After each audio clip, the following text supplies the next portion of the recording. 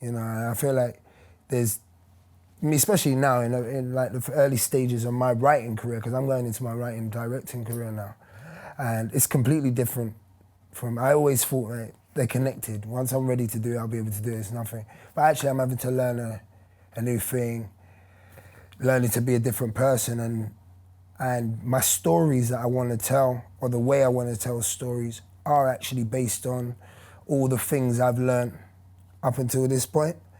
And until I get that out of my system, I won't be able to, I can't think of doing science fiction or anything like that at this moment in time. To me, that's just like crazy. Why would I write, you know what I mean, make anything up? Like, because I've got so many stories to tell about being a dad, about kids, about, you know, my upbringing and this and that, whatever, which will all kind of be related to the roads, where I grew up, you know, some of my friends and my past.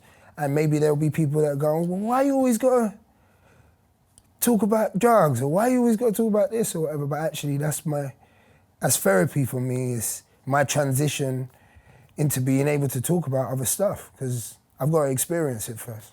Yeah. You know? And it's real to you. Yeah. Yeah. Yeah, it feels real to me. And so you don't want to ever feel burdened to be overly righteous about what you're doing. You want to also be just honest. Yeah. Right? And be true to the script. Yeah. And just try to present it as real as it can be. 100%. And don't feel pressure like you're glorifying drug dealing and all this stuff. You're like, look, I'm telling a real story that was written by Ronan, and I'm trying to be as true as I can. Yeah. And don't try to judge me one way or the other. Exactly, exactly. I think we're all kind of striving for that sort of truth. Do you know what I mean? Somehow. And I think if you're not, then, you know, whatever you do, it's not really gonna connect. Yeah. And I think everyone, well, if you look in history and you look with most powerful, successful people, they've all had that moment in time, or been allowed to have that time where they were finding themselves before they became, do you know what I mean, the person that they are.